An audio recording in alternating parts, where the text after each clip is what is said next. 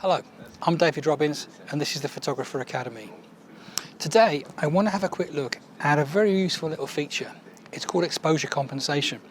All cameras have them, including little compact cameras, and it's a way of overriding the camera's metering and exposure system to force the camera to give you a result that the camera didn't particularly want to give you. It's really useful when you're taking photographs, for instance, and the camera naturally gives you underexposure or overexposure. It allows you to dial in a specific amount of exposure, usually measured in 1/3 of a stop. So it's very accurate. It can give you consistent, corrected exposures for a whole range of things. And the beauty of it is, once you dial it in, even if the metering system and the exposure system and the shooting modes change, that amount that you dial in remains the same. So it provides a constant variance on what the camera's decided for you. So you can take a whole series of pictures all at the same setting. What I've got behind me is a very nice general view. We've got the nice quayside of the dock and we've got a couple of boats in the harbour. And what's likely to happen, whatever metering system I use and whatever shooting mode I use, is the camera is likely to give me a little bit over or under exposure. I'll end up with too much shadow detail or not enough detail in the highlights, that sort of thing. So I can use exposure compensation to correct for that. So let's just take a shot and see what I get. This time I'm using the camera in matrix metering or evaluative metering mode, and I'm using the camera in program. Let's just have a quick look.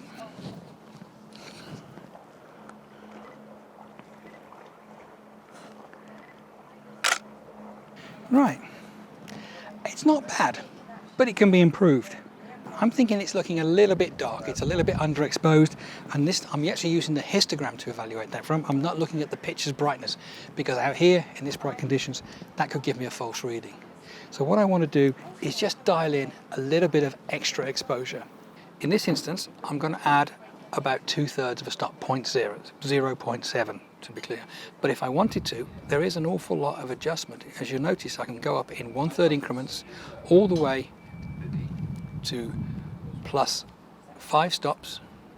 And if we go down in the opposite direction, we reduce the exposure, we make the picture darker, we can actually go down to -5 stops as well. That's a tremendous amount of adjustment. But for this picture, in this case, I think just going to +0.7, or in other words, 2/3 of a stop would be fine. And let's reshoot it.